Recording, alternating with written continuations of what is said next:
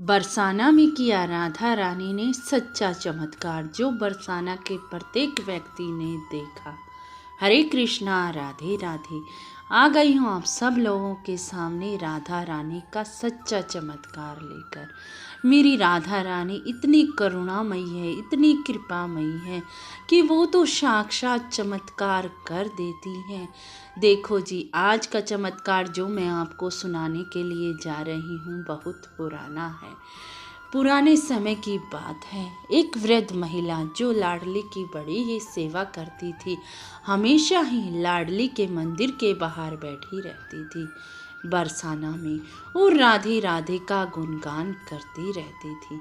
बस उसका यही कार्य था। वह सुबह आ जाती थी मंगला आरती में, और शाम को शयन आरती के बाद ही लाडली के मंदिर से वह जाती थी। बस उसका यही काम था, राधे कृष्ण हमेशा गाती रहती थी मुख से।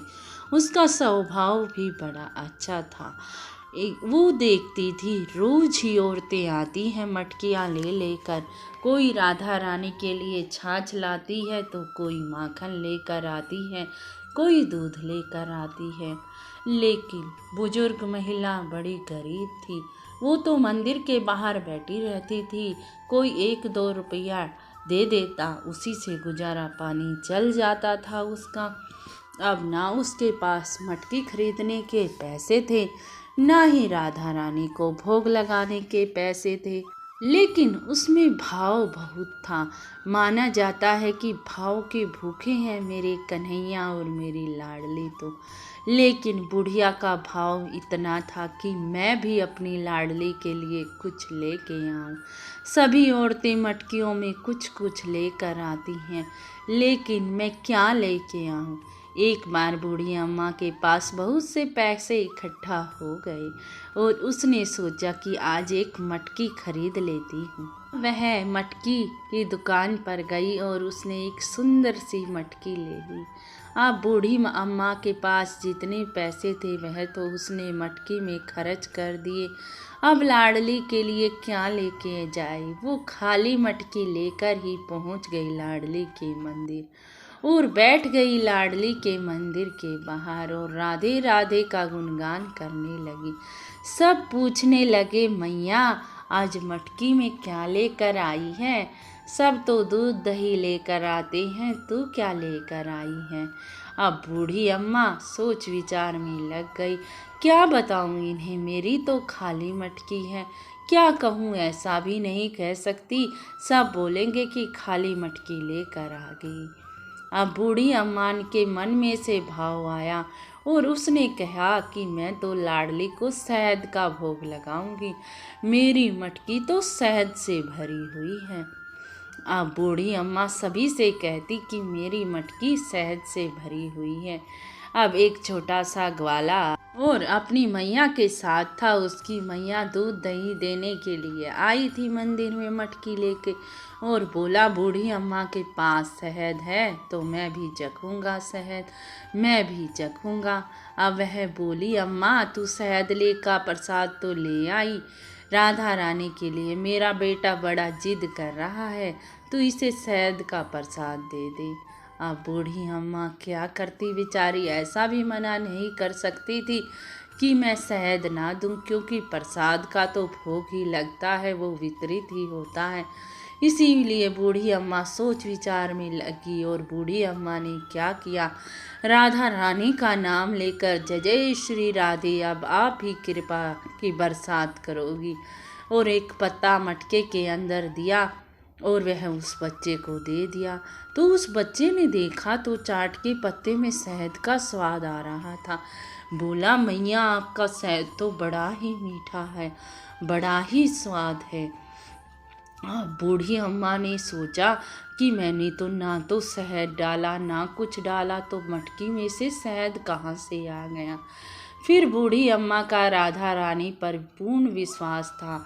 वो जानती थी कि उसकी राधा रानी कभी भी उसके साथ कुछ नहीं होने देगी, उसकी लाज हमेशा रखेगी। उसने राधा रानी का नाम लिया और जयकारा लगा दिया, जय जय श्री राधे, जय जय श्री राधे। अब बूढ़ी अम्मा जो भी आता सभी को पत्ते पर लगाकर शहद दे देती।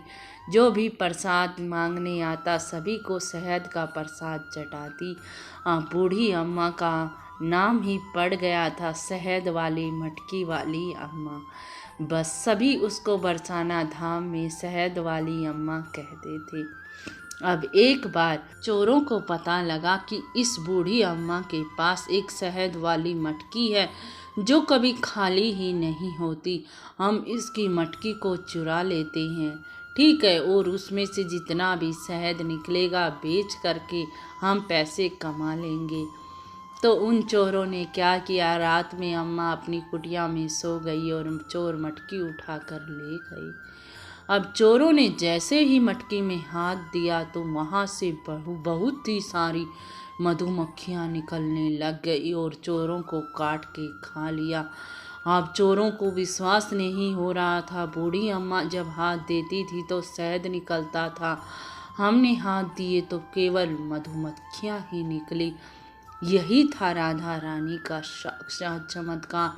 चोर बूढ़ी अम्मा के पास तुरंत गए और बूढ़ी अम्मा से माफ़ी मांगी। बूढ़ी अम्मा, हम गलती से आपकी मटकी उठा ले गए थे और आपकी मटकी में से तो बहुत सारी मधुमक्खियाँ निकली और हमारा सारा ही शरीर मधुमक्खियों ने खा लिया। देखो मैया निशान। अब बूढ़ी अम्मा बोली, ये मधुमक्खियाँ नहीं, ये जो तूने बुरे कर्म किए उसका फल मिला है। राधा रानी ने तुम्हें फल दिया है। मैंने तो ना तो शहद डाला मटकी में और ना ही मधुमक्खियाँ डाली। सब राधा रानी की कृपा है। वही शहद डालती है और वही मधुमक्खियाँ डालती है। तो देखो भक्तों, जब हम भाव बना लेते हैं, राधा रानी पर अटूट विश्वास कर लेते हैं, तो राधा रानी हमारे विश्वास को अडिग रखती है। हमारी कदम कदम पर सहायता करती हैं श्री जी और मेरे मोहन, क्योंकि जहाँ श्री जी हुई वहाँ तो मोहन होंगे ही।